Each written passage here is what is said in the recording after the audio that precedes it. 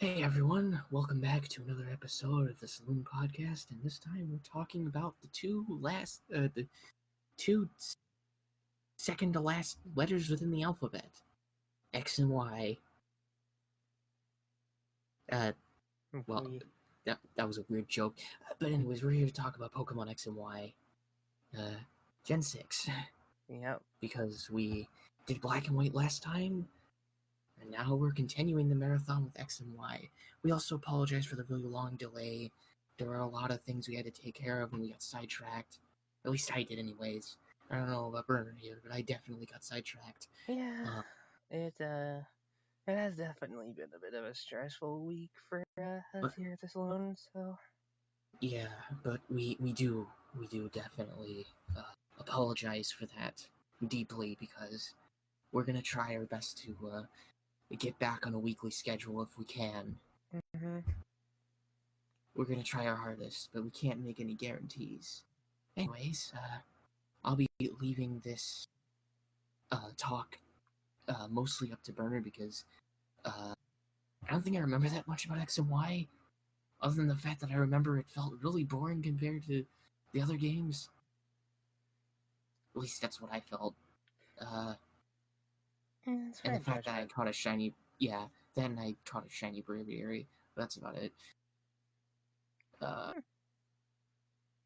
but anyways, yeah, I'll leave this to you, Burner. Okay, so what is mostly defined as the or the first true modern Pokemon game, X and Y. Was the first one released on 3DS, so of course it would have been the first mainline Pokemon game on 3D. Stadium, Coliseum, XD, Gale of Darkness, and Stadium 2 notwithstanding. Oh, and Battle Revolution. I forgot about Battle Revolution being a thing. But, yeah, mainly Pokemon is finally into 3D, and I am gonna be honest, like, as good as the models do look, I actually kind of prefer the black and white sprites, because I feel like they're a whole lot more expressive than just pretty Yeah, static models. they they feel way more appealing, and the animations just in black and white generally just feel more exaggerated anyway. Um, in X and Y, they feel very stiff and lifeless almost. In fact, if you look at the aerial battles, they feel almost as if they're dangling from the air like a puppet with some of the Pokemon, like Skarmory, for example. And I do not like that at all. But Yeah, anyways, carry on. right. So, um, sorry, just something real quick. So yeah, like we said before, this is the first really mainline Pokemon game to be in 3D, and with it comes a whole lot of dynamic environments. Because while I do prefer sprites over models any day of the week, that's just purely personal preference. Like you can I'm not saying that the X and Y models are bad necessarily. It's just I don't know. I feel like a lot more could have been done on the 3DS. Though, as it stands, I feel like these games had it rough enough as is. So Yeah, if the animations were more exaggerated, probably look more appealing. yeah, but the environments certainly don't. Like a lot of the environments in X and Y just really pop. Like Reflection Cave, Lumio City, and the Kalos Power Plant. Granted, a lot of these locations are ripped straight from Red and Blue. Like there's another power plant. There's another, and there's a you know, a lot of stuff just kind of from Red and Blue. But as it's like, they still look nice, and there's still enough unique locations. Like I said, Lumio City and the Pokeball Factory that haven't been location since Lumio City was just this huge giant city that is pretty much interconnected between the world. So like you start off from your Yeah, starting town, you head to Lumios, and then you head into one direction for one gym, and then you head to another for another gym, and it yeah, becomes and it becomes more unlocked as you go throughout the game, which I think is a really cool thing. Hmm. It gives longevity to what otherwise would have been just your standard Sydney, so. Yeah. I think one thing I liked about X and Y, this is a little off topic. The one thing that I remember X and Y doing that I remember so fondly was the super training thing. I recall. Oh yeah, so you can raise your Pokemon's. I think it's IVs, and we use Yeah. fun little mini games for competitive battlers, and I think this is truly the first Pokemon game where competitive is starting to become a more widespread thing, which would become very common come Sword and Shield. So Yeah. So it made things a lot easier in terms of trying to make your Pokemon stronger. That feature also got carried over into Oras as well, yes, since it was practically using the same engine.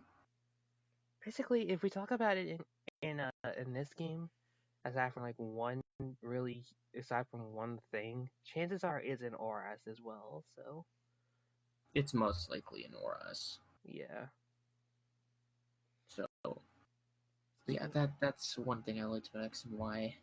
yeah, it's like I like the mini games because Pokemon on me I think is adorable, and I really hope that something like that comes.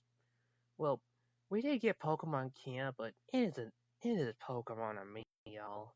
You can't beat the OG. Yeah, I know they tried introducing the Pokemon Pal app. They called in Gen 7 something Archipelago.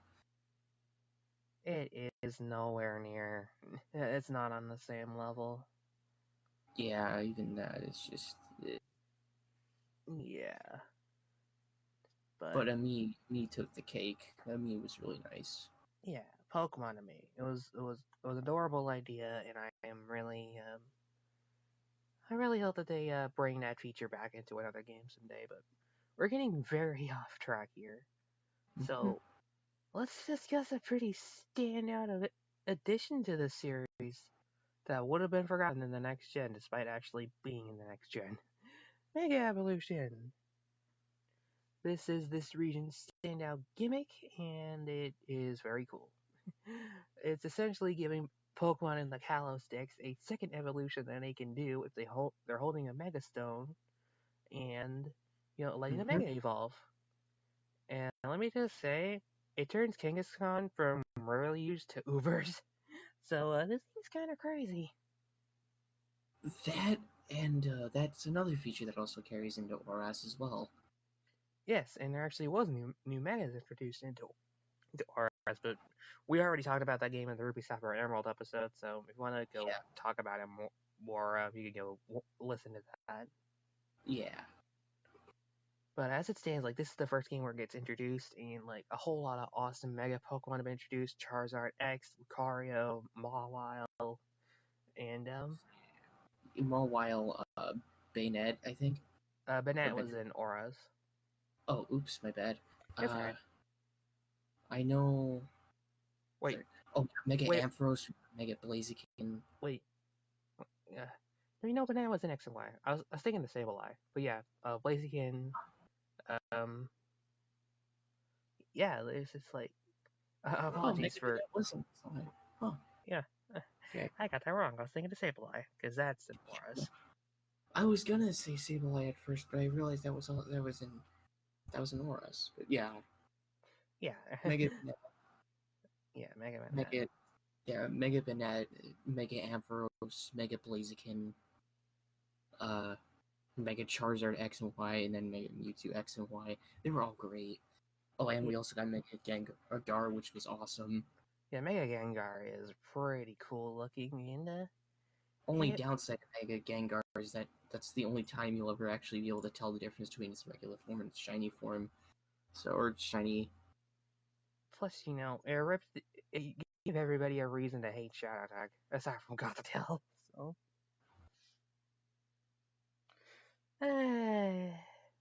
also a game never ceases to amaze me in the world of competitive Pokemon history. Because Mega Gengar, if you didn't already know, as well as Mega Kangaskhan, like I think those were the first two Megas to actually be sent to the Uber tier because they were just that good. And Yeah. because Mega Pokemon get new abilities once they Mega Evolve. So like Mega Kangaskhan has Parental Bond, which gives you a second hit for every attacking move. In Mega Gengar, get Chat Attack, which locks the Pokemon in. Which Oh locks yeah. yeah. So But there, yeah, there was. Oh, go on. sorry. No, you go I on. was gonna say there was a lot of cool stuff added into X and Y. Um, Another, although let's talk about some more downsides real quick that I had, like more issues I have. Take it away. Uh, Um, well, in X and Y, I feel as though the champion and Elite Four were pushovers. Not gonna lie, mhm. um, and it was extremely easy to get your Pokemon all the way to level 100. You barely had to try. Yeah, X and Y are being pretty victimized for being uh they're victimized for being the easiest games in the series. I'll be honest, because like, eh, but it doesn't stop it from having its difficulty spikes, of course. But yeah, it just has a huge difficulty problem that I wasn't that looking back critically, it's kind of um, cool to. It's kind of just yeah.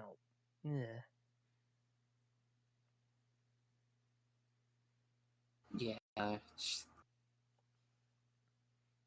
Elite Four was kind of meh.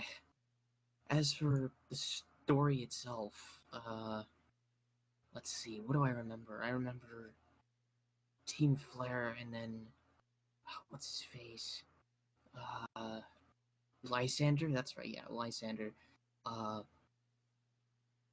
I forget what their intentions were, other than trying to. Oh boy. I Team Blair and Lysander are two entirely different beings. Because like Lysander actually cares about Pokemon, but Team Blair is just like, we're gonna use the High Legendary to blow everything up. I don't know why they decide to blow everything up, but they just want to blow everything up. I thought they both had like the same intentions. Nope. Okay, so Lysander actually cares about Pokemon, and I guess his act of trying to blow everything up was a facade that he put on. Yeah, just to kind of I don't know why he does this, but like, eh, it's whatever. It's a whatever kind of story. Cause like, I definitely feel like, especially coming out the heels of Black and White and Black and White 2, this was kind of underwhelming. Yeah, it sounds very underwhelming in comparison to Black and White and Black and White 2 storyline. Might I remind you that the main villain actually tries to kill the player with Kyurem in Black and White 2, so Oh yeah, gets this. He actually tries to kill you with Kyurem, with Black or White Kyurem, depending on which version you're playing in Black yeah. and White. Like he literally tries to kill you, and then the end comes in and stops it. Okay, actually, we're getting way too out of hand. But yeah, the point is, oh, this is definitely a huge downgrade from what we had in in Black and White. And I might be in the minority in this one, but I feel like the addition of the extra friends, while a neat idea in concept, in practice, just wasn't very good. You barely see everybody else more than like a few times, and they're almost always on your journey. Caleb and Serena are your true rivals. Shauna, Tierno, and Trevor are they're just there. I didn't Uh, even remember their names until you said them. That's how much they were really there. Tierno and Trevor especially, like they show up more than Shauna, but Shauna at least has a more stage presence in like a cutscene, cause That sucks. That really, really sucks. At least she kind of goes through her character arc, before the end of the game. Tierno and Trevor are just dancer dude and smart dude. Cool. I feel like Serena, Callum, and Shauna were all that we needed. Yeah. Those two were. Uh, I'm probably gonna have a lot of people disagree with me when I say this, but they were not necessary. They weren't. But so swapping over back to a positive topic now, it's something that I think was pretty necessary, and I'm happy that it got introduced and became a mainstay feature. Trainer customization. Oh yes, trainer customization, which became a staple later on in the series as well. Uh, yeah, that was the best thing about X and Y was the limitless amount of pieces of attire that you could use to customize your trainer, and I liked that addition. I think it greatly benefited Pokemon in a way because instead of playing as someone else, uh, playing someone that didn't entirely represent you as the player, uh, you were actually playing as yourself for once. Yeah. You actually felt like you had more of a connection to the game in that regard. But on the downside, you also lost a bit of a connection to the game because of the fact that they don't really drive the whole mentality of you having as much of a strong bond with Pokemon as they used to. Hmm. Everything changed so much, during the events of uh, X and Y. Uh, in comparison to Black and White, it's so different. Uh, and you'd think that, maybe they'd keep that concept of building a strong bond with your Pokemon in, but they didn't. And they just ultimately, uh, sort of, how do I put this? They ultimately just messed up in that regard. Yeah, pretty much. But that isn't implying that we don't like X and Y, because like a lot of the key additions that it brought were very spectacular. Mega Evolution was pretty cool. A lot of the new Pokemon that were introduced, though a very small selection of new ones, only 72 according to Cerebi, and after the generation was over, and it's just like a lot of the other systems like trainer customization and the PSS system, which made multiplayer a whole lot easier, despite it having to be used with this clunky the 3DS ad system, which I think is kind of clunky, but not as clunky as the one on Switch. But that is a rant for another day. So Yeah, just ugh. There are so many like neat concepts in X and Y, but there are also a lot of concepts that are a missed opportunity that could have been uh, they could have delved more into. yeah, and Uh, thankfully they did most of that in ORS. So hey, that's pretty cool. yeah, for the most part. Although, if you're more of a fan of like what they did in the original Ruby Sapphire and Emerald, you're probably not gonna like Oras that much. But Yeah, yeah, there's just enough differences so that it isn't a direct copy like Fire Red Leaf Green, but at the same time, like it had to be retrofitted to include Mega Evolutions and change the story slightly. So yeah. But anyways, yeah, I think um, X and Y is a step forward, but also simultaneously a step back. Um, Another problem with X and Y that I have, real quick, I want to state this: X and Y never got a sequel or definitive release. yeah, that's something that always bothered me. Like, why didn't Kalos get a second chance? It deserves one. More so than any other region, actually, because they made X and Y and that was it. Unless you count Oras, but even then, I don't think I'd count Oras in that regard because you're playing in Hoenn and not Kalos. quoting Fawful's Man here, the first time we said "Adios, Kalos," it certainly was the last. Yeah, I was genuinely hoping for a Pokemon Z or a Pokemon X and Y too, But something along those lines, but it nothing. turns out one of its key Pokemon got all of its cool stuff, and the generation after it was over. Yeah, it was a very unfortunate just Yeah, thing. I wish X and Y got a sequel. Because I would have actually preferred having Auras in a replaced Ultra Stardom, because at least it deserves it more than those two games. And spoiler alert, that isn't gonna be much. Isn't gonna be changing once we cover Sun and Moon. Yeah, I don't At know. I least for think we'll me. probably have more negative things to say about Sun and Moon than X and Y. At least I think. I like. I was gonna say this now. I do like Sun and Moon, but I do not care for Ultra. So, That's fair. That's very much fair. Um, but but yeah, we're getting off topic here. very much so. Yeah, we should probably go ahead and start wrapping this up because we just overclocked our limit. Again, but overall, X and Y, it's an okay experience, I'd say.